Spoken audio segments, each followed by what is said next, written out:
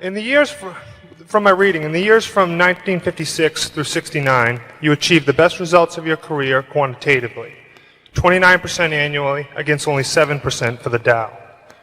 Your approach then was different than now.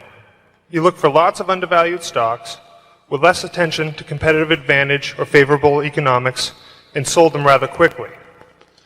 As your capital base grew, you switched your approach to buying undervalued, excellent companies with favorable long-term economics. My question is, if you were investing a small sum today, which approach would you use?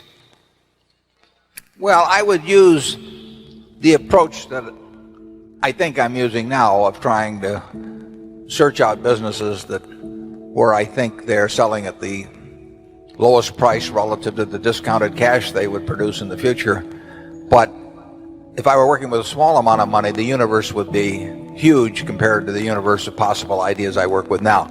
You mentioned that 56 to 69 was the best period. Actually, my best period was before that. It was from right after I met Ben Graham in early 1951. But from the end of 1950 through the next 10 years, actually returns averaged about 50% a year. And I think they were 37 points better than the Dow per year, something like that. But that I was working with a tiny amount of money. And so I would pour through volumes of businesses, and I would find one or two that I could put $10,000 into or $15,000 into that were just ridiculous. They were ridiculously cheap. And obviously, as the money increased, the universe of possible ideas started shrinking dramatically.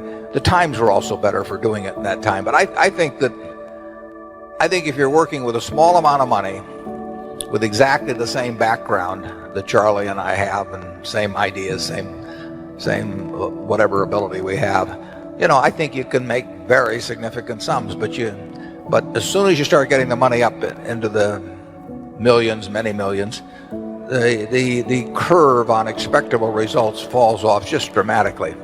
But that's the nature of it. When you get up to things you can put millions of dollars into, you've got a lot of competition looking at that, and they're not looking as I did when I started. When I started, I went through the pages of the manuals page by page. I mean, I probably went through 20,000 pages in the Moody's Industrial, Transportation, Banks, and Finance manuals, and I did it twice. And I actually, looked at every business. I didn't look very hard at some.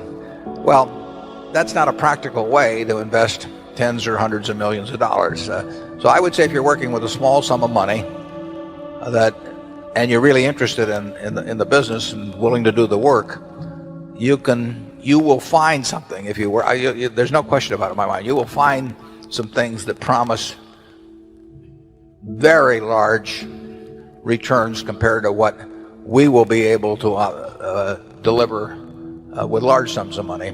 Charlie? Well, yeah, I think that's right. A brilliant man who can't get any money from other people and is working with a very small sum probably should work in very obscure stocks, searching out unusual, mispriced opportunities. But that's such a small world. It may be a way for one person to come up, but it's a long slog. Yeah, most smart people, unfortunately, in Wall Street figure that they can make a lot more money, a lot easier, just by one way or another, getting an override on other people's money or delivering services in some way that people. And the monetization of hope and greed, is a way to make a huge amount of money.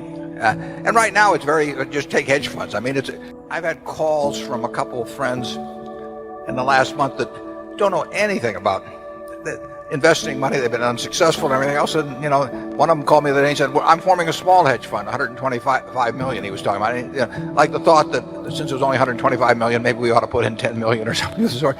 I mean, if you looked at this fellow's Schedule D on his 1040 for the last 20 years, you'd think he ought to be mowing lawns.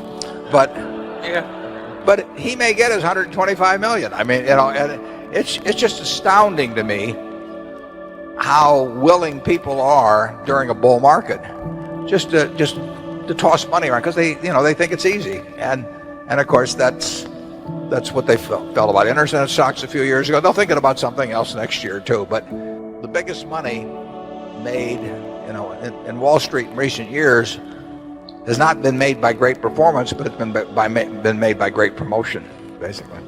Well, I would state it even more strongly. I think the current scene is obscene. I think there's too much mania. There's too much chasing after easy money. There's too much misleading sales material about investments. There's too much on the television emphasizing speculation in stocks.